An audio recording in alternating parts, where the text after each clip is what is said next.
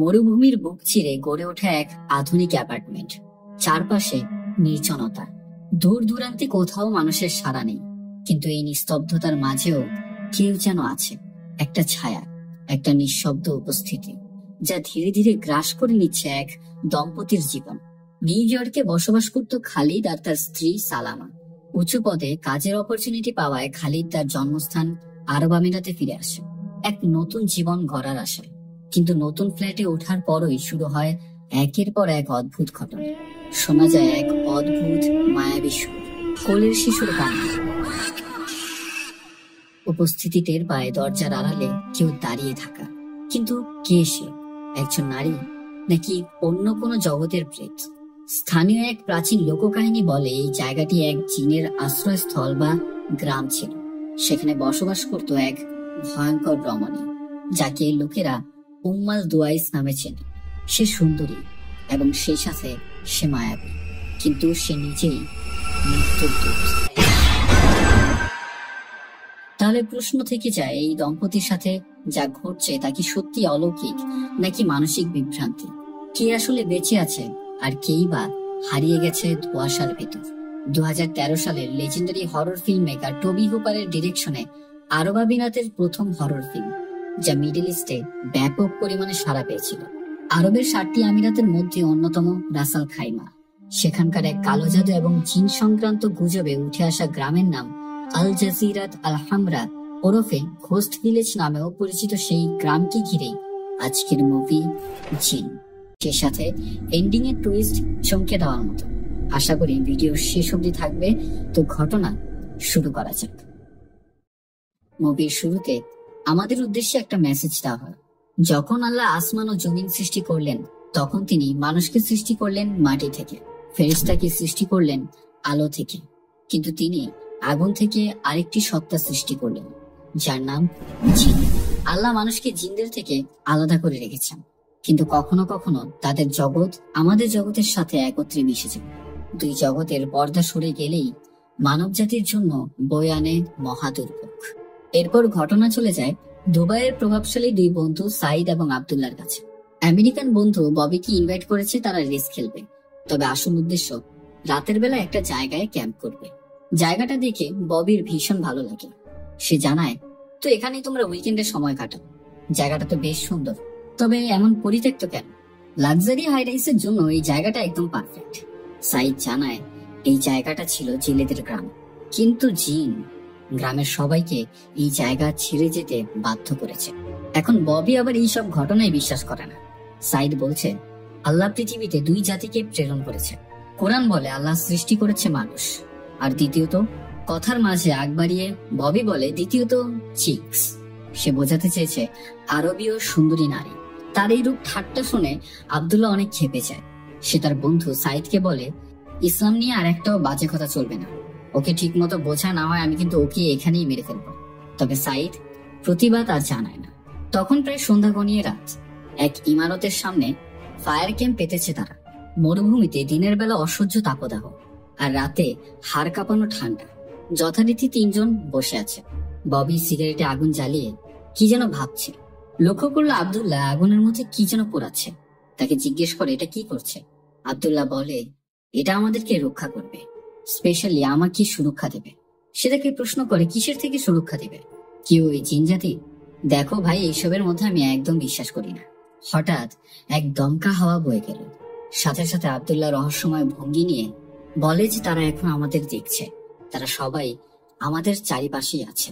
ববি সায়েন্সের ভাষায় বলে যে যেটা চোখে দেখা যায় না সেটা আমি বিশ্বাস করি না। আব্দুল্লাহর কথা হচ্ছে, এখনো তারা তোমাকে দেখছে, এমনকি তারা মানুষের ওপর ভরও করতে পারে। তবে এখানে কিছু কারণ আছে। যদি তোমার ভেতরে বিন্দুমাত্র অনুশোচনা থাকে, সেটাকেই তারা আক্রমণ করে কাজে লাগিয়ে তোমার ক্ষতি করবে, এমনকি তোমাকে দিয়ে অনেক খারাপ খারাপ কাজও করাতে পারে। ববি এইসবে একদমই বিশ্বাস করে না।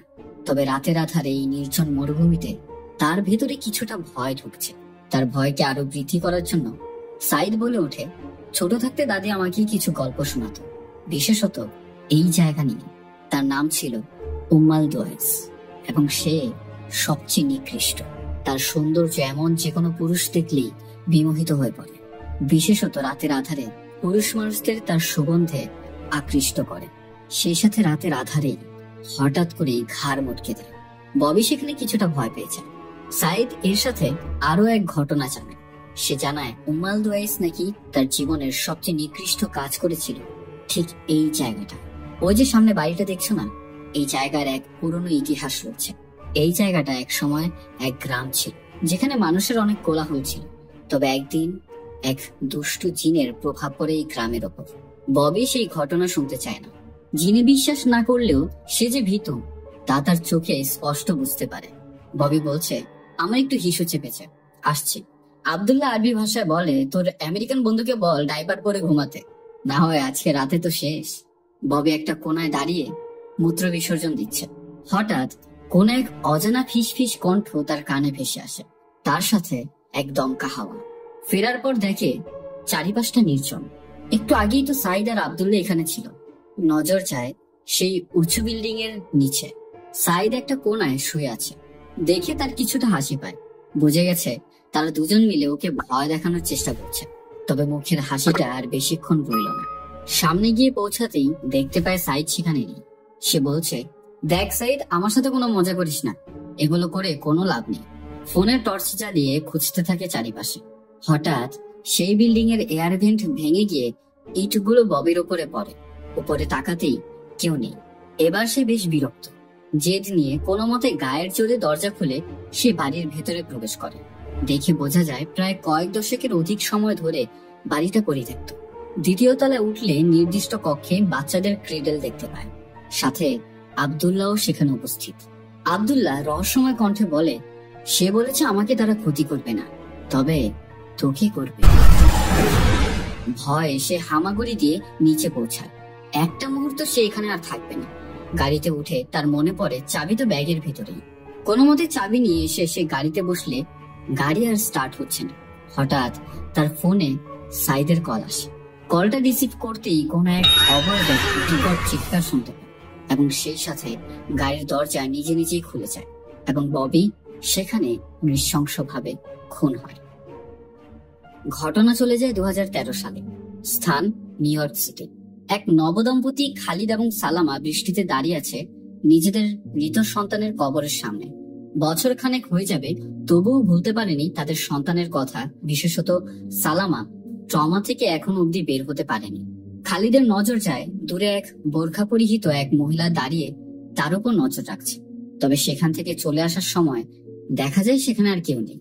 সালামার অতীতে বাচ্চা মারা যাওয়ার ট্রমার কারণে প্রায়ই চলে যায় সাইকিয়াট্রিস্ট সোমায়ার কাছে। বছরেরও বেশি হয়ে যাবে, কিন্তু আজ অব্দি সোমায়ার সাথে কনসাল্ট করেও কোনো উপায় হয়নি। শেষমেশ বাধ্য হয়ে সাইকিয়াট্রিস্ট তাকে পরামর্শ দেয় সেজন্য তাদের দেশের বাড়ি চলে যায়। সেখানে তার ফ্যামিলিও আছে।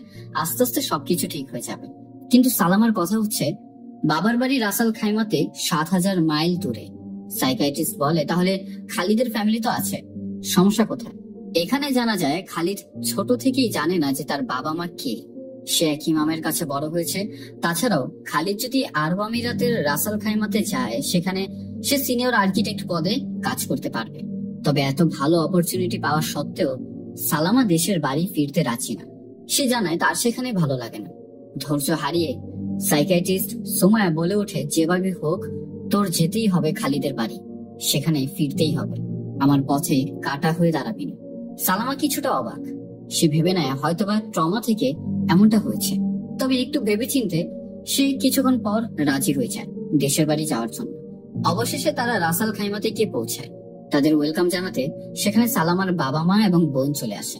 তারা সবাই খুশি যে এইবার সালামা পার্মানেন্টলি দেশে ফিরে এসেছে। তবে এয়ারপোর্টে একদল মহিলা তাদের দিকে অদ্ভুত ভাবে তাকিয়ে আছে।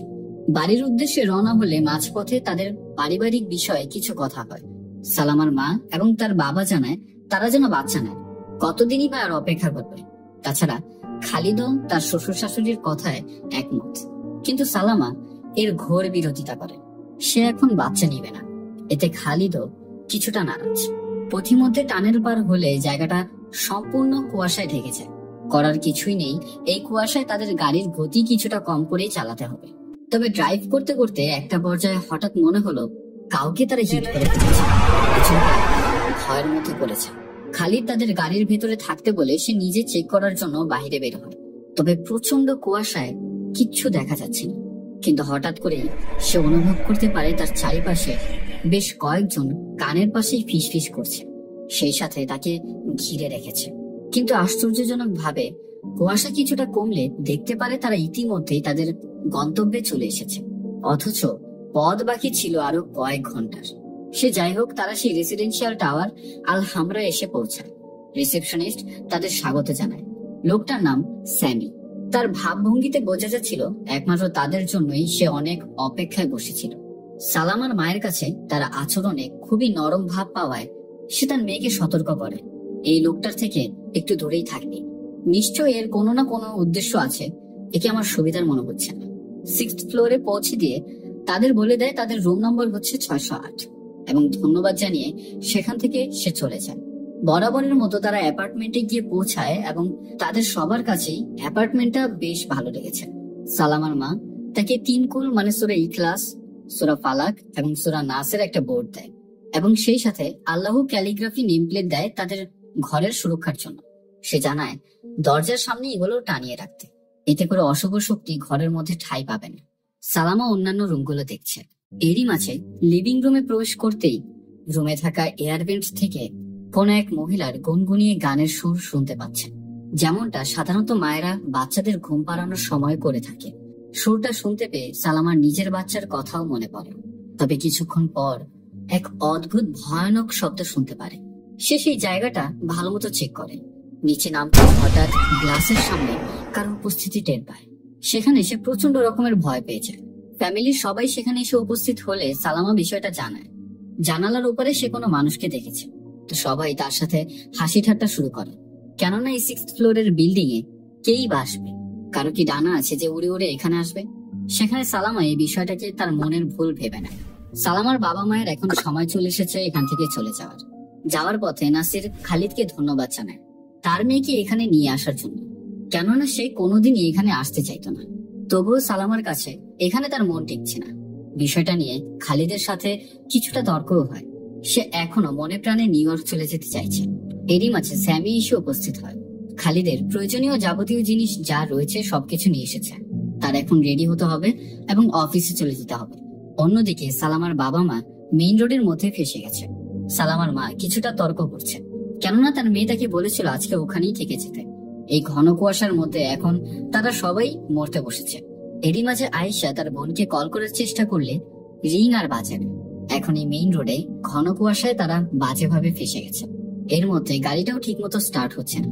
হঠাৎ আয়েশা সেখানে কোনো এক অবয়বকে দেখতে পেয়ে জোরে চিৎকার করে বসে।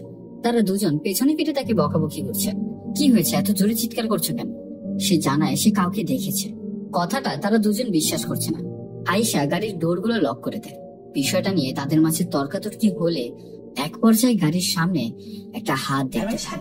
আয়েশা আবার জোরে চিৎকার করে উঠলে এরপর বাহির থেকে শুরু হয় একের পর এক অলৌকিক। সম্পূর্ণ গাড়ি যেমন উলট পালট করে দিচ্ছে। তারা চাইলেও গাড়ি থেকে বেরোতে পারছে না। নাসিরের প্রচন্ড রাগ উঠে যায় এবং সে তাদেরকে ভেতরে থাকতে বলে বাইরে চলে যায়।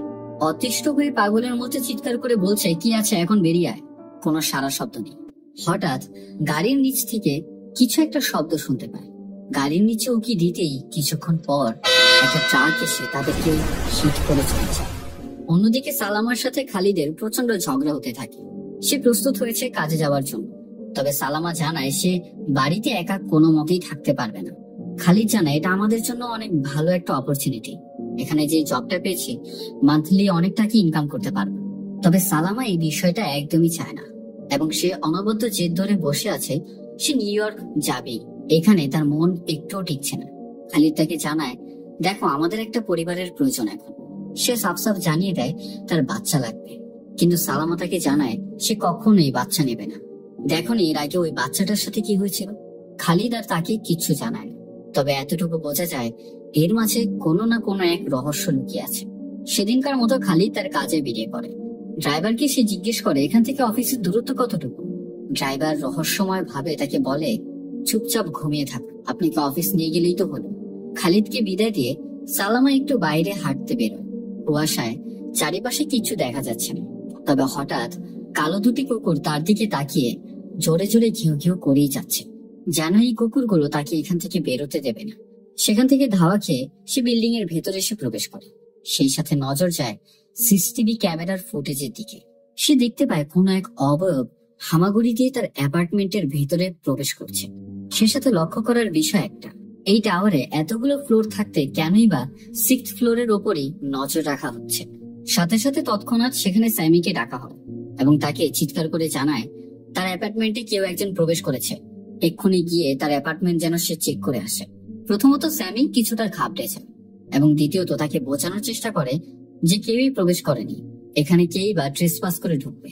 তবুও সালামা জোর গলায় বলাতে সে রাজি হয় এবং চলে যায় তার অ্যাপার্টমেন্টে। দেখা যায় সত্যি সত্যি অ্যাপার্টমেন্টের দরজা খোলা। সে জানায় আপনি বাইরে থাকুন, আমি ভেতরটা চেক করে আসছি। স্যামি সম্পূর্ণ রুমটা চেক করে, তবে একটা জায়গায় সেই সূরার বোর্ডটা দেখতে পায়।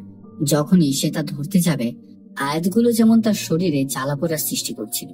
একই সময় সালামার মনে হচ্ছিল তার মাথায় কে যেন হাত দিচ্ছে, তবে সেখানে কেউই নেই। স্যামি সেখান থেকে সেই জিনিসগুলো চুরি করে নিয়ে চলে আসে এবং তাকে জানায় তার অ্যাপার্টমেন্টের মধ্যে কেউ নেই। পথিমধ্যে সালামার সাথে এক মহিলার পরিচয় হয়, তার নাম সারা। শুরুতে সে সালামার হালচাল জিজ্ঞেস করে। সারা তাকে প্রশ্ন করে যে তোমরা এখানে কবে এসেছো? সালামা জানায় এই আজকে আসলাম। সেই সাথে সারা তাকে জানায় তো এত বছর নিউ ইয়র্কে কেমন কাটলো? সালামা রীতিমতো অবাক, সে কিভাবেই বা জানলো তারা এর আগে নিউ ইয়র্কে থাকতো। সেই সাথে একে একে সালামার পছন্দের খাবার এবং সবকিছুই বর্ণনার সাথে মিলে যাচ্ছিল। সবকিছু মিলিয়ে সালামার ভেতরে কিছুটা সন্দেহ প্রবেশ করে।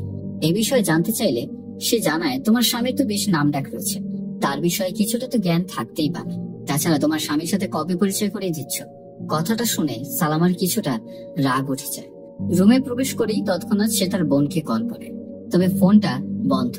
ভয়েস মেসেজেই তার বোনের সাথে সে কথা বলছে। প্রচন্ড বিরক্ত নিয়ে সে থেকে বলেই যাচ্ছে 6 ঘন্টা হয়ে গেছে এখানে এসেছি, আমার মন এখানে একটুও টিকছে না। খালিদকে কত করে বুঝালাম, সে আমার কথা কোনো কিছুই বুঝলো না। সে সাথে পাশে এক প্রতিবেশী আছে, ওর উদ্দেশ্য আমার বেশি একটা ভালো লাগেনি। তাছাড়া এখানে আমি একা একা এইভাবে হাউস ওয়াইফ হিসেবে থাকতে পারবো না, আমার দম বন্ধ হয়ে আসছে। এই বলে ভয়েস মেসেজটা সেন্ড করে। হঠাৎ জোরে এক বিকট শব্দ, কে যেন ফ্লোরের মধ্যে জোরে জোরে হাঁটছে।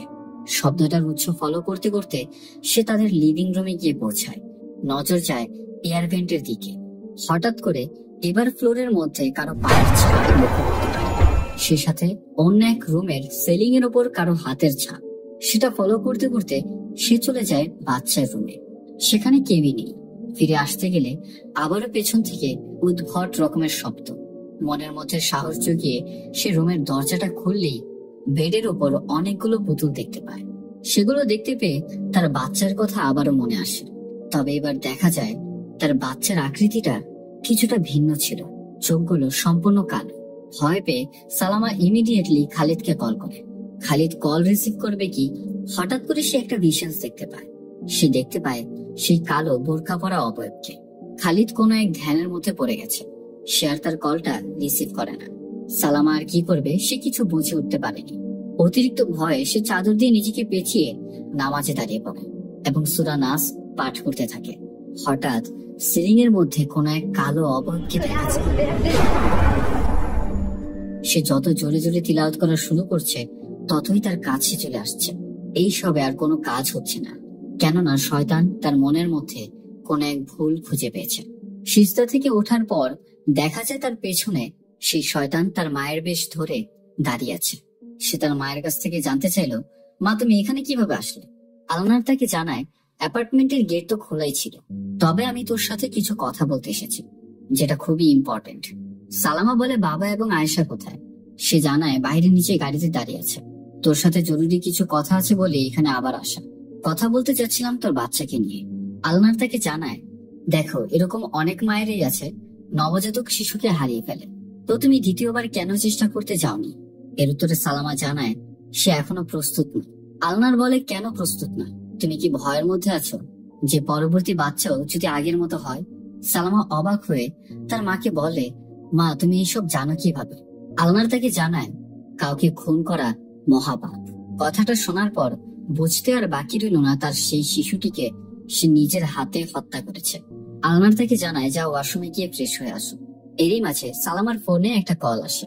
ফোনের মধ্যে শুনতে পাওয়া যায় যে তার বাবা মা এবং বোন সড়ক দুর্ঘটনায় মারা গেছে। ওয়াশরুম থেকে আসার পর আলমার তাকে বলে চলো আমাকে নিচে এগিয়ে দিয়ে আসো। বিল্ডিং এ প্রবেশ করতেই স্যামি থেকে জানায় আপনার বাবা মা খুবই ভালো মানুষ ছিল। তবে সালামা কিছুই বুঝতে পারে না। সেই সাথে তার নজর যায় সিসিটিভি ফুটেজের দিকে। সেখানে দেখা যায় লিফটে তার স্বামী দাঁড়িয়ে আছে। খালিদকে কল করলে দেখা যায় খালিদ এখনো অফিসে বসে আছে। তবে রিং বাজতেই হঠাৎ করে সে আবারও সে ভিশনস দেখতে পায়।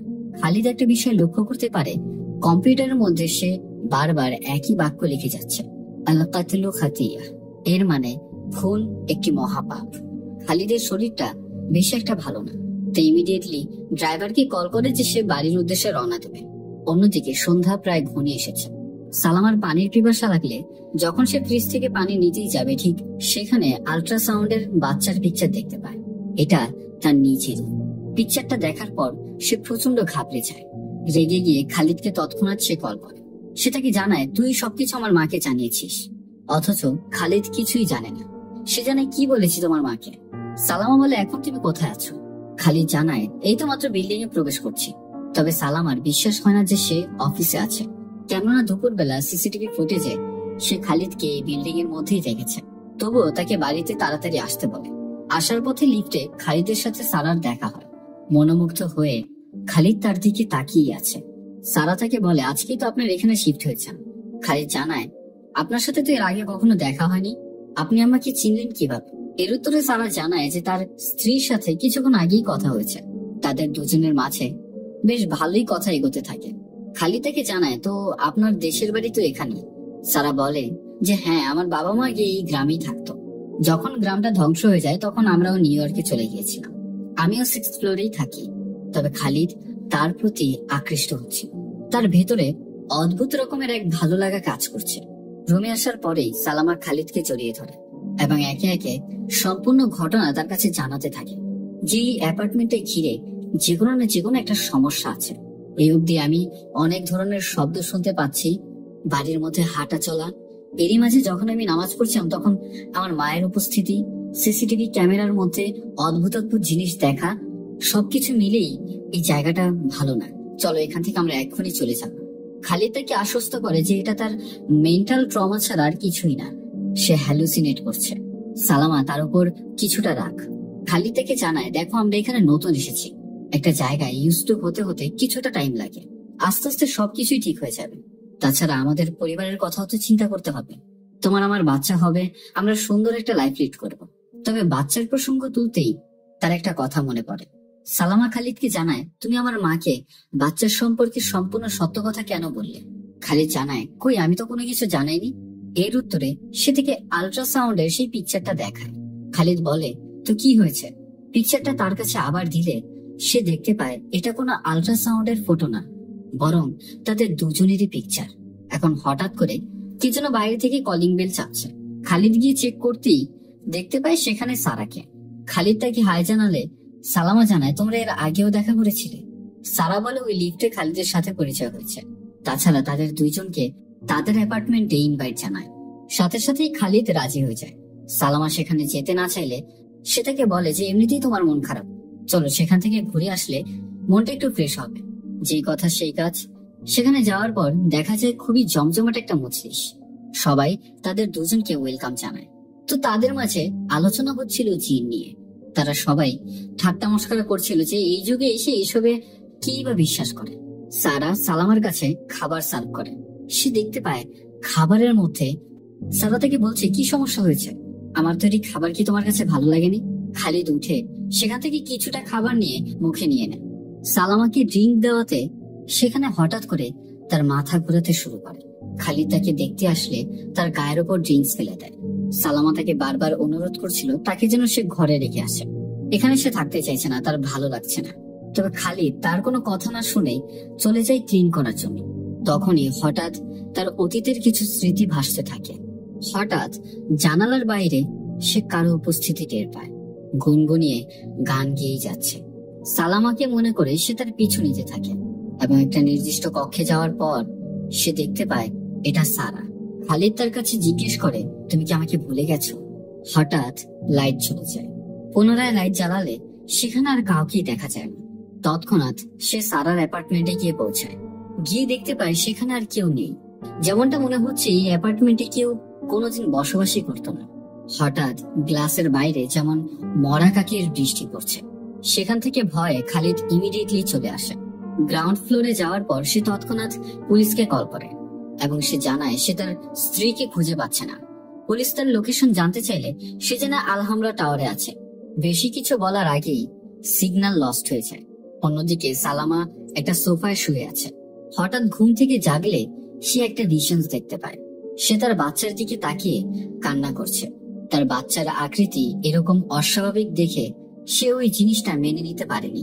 তাই বাধ্য হয়ে সে নিজের হাতেই তার বাচ্চাকে শ্বাসরোধ করে হত্যা করেছিল। সেই সাথে চারিপাশ থেকে ভয়ানক ভয়ানক সব আওয়াজ আসছে। সালামা দেখতে পায় তার মৃত বাবা মা এবং বোন তার দিকে তাকিয়ে আছে। তাদের এই অবস্থায় দেখতে পেয়ে সে প্রচন্ড ভয় পেয়েছে। অন্যদিকে খালিদ এখনো অপেক্ষা করছে কখন পুলিশ আসবে। ঘটনাস্থলে পুলিশ চলে আসলে তারা জানে এই জায়গাটা তো গত 4-5 মাস যাবৎ পরিত্যক্ত। এখান থেকে কেই বা কল করবে? অথচ ভেতর থেকে খালিদ যে তাদেরকে ডাকার চেষ্টা করছে তারা তা কিছুই দেখতে পাচ্ছে না। ঘটনাস্থলে পুলিশ সেখান থেকে চলে যায়। এখন বাধ্য হয়ে কিছুই করার নেই, খালিদ আবারও লিফটে গিয়ে চড়ে। অন্যদিকে সালামাকে তারা সবাই মিলে ভয় দেখাচ্ছে এবং একটা পর্যায়ে তাকে সারা পজিস্ট করে নেয়। আসলে সারা বরং আর কেউই নয়, উম্মাল দোয়াইস। খালিদ এবার লিফটে উঠলে অজানা এক ফ্লোরে চলে আসে। একটা নির্দিষ্ট কক্ষে প্রবেশ করলে সেখানে সে একটা বেবি ক্রেডেল দেখতে পায় আর পাশেই সালামা শুয়ে আছে।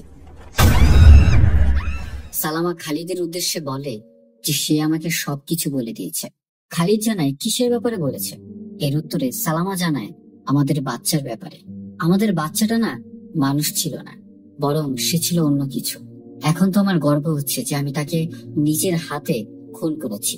সত্যটা জানতে পেয়ে খালিদের মাথায় আসমান ভেঙে পড়ে। কেননা যতই হোক সেটা তার সন্তান ছিল এবং সে মা হয়েও তার নিজ সন্তানকে খুন করেছে। খালিদ এখনো অব্দি বিশ্বাস করতে পারছে না। সে সালামাকে বলে তুমি তো আমাকে বলেছিলে এটা একটা দুর্ঘটনা ছিল। এর উত্তরে সালামা তাকে জানায় বাচ্চাটা এভাবে না বাঁচাটাই ভালো ছিল। আমার কাছে যা সঠিক মনে হয়েছে আমি তাই করেছি। খালিদ এবার সালামার ওপর প্রচুর রেগে যায়। সালামা তাকে জানায় সে এখন আমার ভেতরে রয়েছে, আমাকে সে কন্ট্রোল করছে।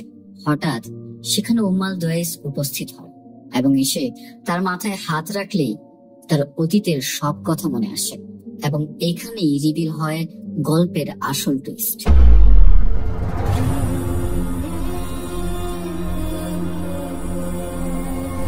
রাসাল খাইমার আল হামরা ভিলেজ এক সময় জেলেদের গ্রাম ছিল। একদিন সেই গ্রামে উম্মাল দোয়াইস নামে এক জিনের উপস্থিত হয়। সেই জিন এক জেলের সাথে প্রেমে আবদ্ধ হয় এবং তাদের একটি বাচ্চাও হয়, যেটা মানুষ এবং জিন জাতির সংমিশ্রণে। লোকটা উম্মাল দোয়াইসের কাছে প্রতিশ্রুতি দিয়েছিল যে সে কখনো বিবাহ করবে না। যখন উম্মাল দোয়াইস গ্রাম ছেড়ে চলে যায় এর কয়েক মাস পরে জেলে আরেক জায়গায় বিবাহ করে এবং তার ঘরে আরেকটা সন্তান হয়। উম্মাল দোয়াইসের কাছে বিষয়টা ওয়াদা ভঙ্গের, কেননা সে তাকে থাকার জন্য ভালো এক বাসস্থান দিয়েছে, তাকে গ্রামের সবচেয়ে প্রভাবশালীদের মধ্যে একজন করে দিয়েছিল। তবে এর বদলে সে তাকে দিয়েছে ধোঁকা, যার ফলে সে তার সন্তানকে খুন করে নিজের সন্তান সেখানে রেখেছে। জেলের স্ত্রী এসে যখন বিষয়টা দেখতে পায় সে প্রচন্ড চিৎকার দিয়ে ওঠে, কেননা তার বাচ্চার চোখ মুখ বিকৃত হয়ে গিয়েছিল। সেদিনই গ্রামে এক শায়েককে ডাক দেওয়া হয়। সে বাচ্চাটার উপর ঝাড়ফুঁক করে তার ভেতরকার জিনের দিকটা সিল করে দেয় এবং সে সেই বাচ্চাটাকে নিজের সাথে করে নিয়ে যায়। আস্তে আস্তে পেলে পুষে বড় করতে থাকে। শায়েকের কারণেই এতদিন যাবৎ উম্মাল দোয়াইস তার ছেলেকে খুঁজে পাচ্ছিল না।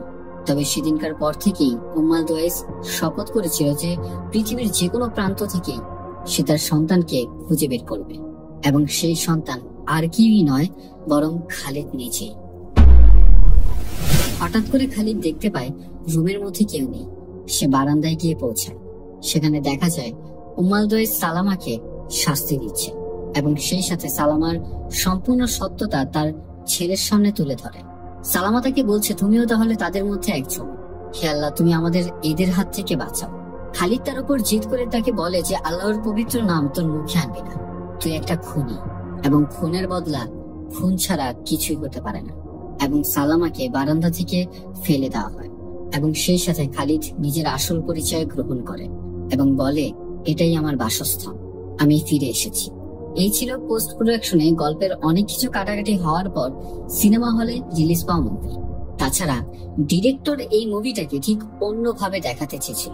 শর্টে এক্সপ্লেইন করতে গেলে এন্ডিংটা কিছুটা ভিন্ন রকম ছিল, যেখানে খালিদ কোনোদিনই জানতে পারে না যে তার ভেতরে জিনের সত্তা রয়েছে। এমনকি সে উম্মালদোয়েসকে দেখতেও পায়নি। শেষ মুহূর্তে সালামাকে ক্ষমা করে দিয়ে সে সবকিছু মেনে নিয়েছিল এবং বলেছিল তারা দুজন আবার নতুন করে সবকিছু শুরু করবে। কিন্তু উম্মালদোয়েস সালামাকে বাঁচতে দেয়নি, বরং সে তাকে বিল্ডিং থেকে ফেলে দেয়। তার ওয়াইফের মৃত্যুতে সে ভেঙে পড়েছিল। যখন নিচে গিয়ে পৌঁছায় পুলিশকে কল করাতে, তারা তখনই সে পৌঁছায়। তবে বাহির থেকে এসে পুলিশকে অনেক ডাকাডাকির চেষ্টা করার পরেও তার কথা কেউই শুনতে পায়নি এবং উম্মালদোয়েস তাকে এসে ধরে নিয়ে যায়। পুলিশ অফিসারদের ভাষ্য মতে এই জায়গা থেকে তো সচরাচর কল আসে, আজকে তাদের মনে একটু সন্দেহ প্রবেশ করে যে একটু ভেতরে ঢুকে প্রবেশ করে দেখাই যাক কি হয়েছে। তবে যখন তারা সেখানে প্রবেশ করে, তারা দুইজনও নৃশংসভাবে খুন হয়। এবং এখানেই শেষ হয়েছিল ডিরেক্টরস কাট ভার্সন মুভিটি। তো দুইটা এন্ডিং নিয়ে আলোচনা করলাম। তাছাড়া ভিডিওটা কেমন লেগেছে তা অবশ্যই কমেন্ট করতে ভুলবেন না। তো দেখা হচ্ছে শীঘ্রই নতুন আরেকটা ভিডিও নিয়ে। Till then, good by.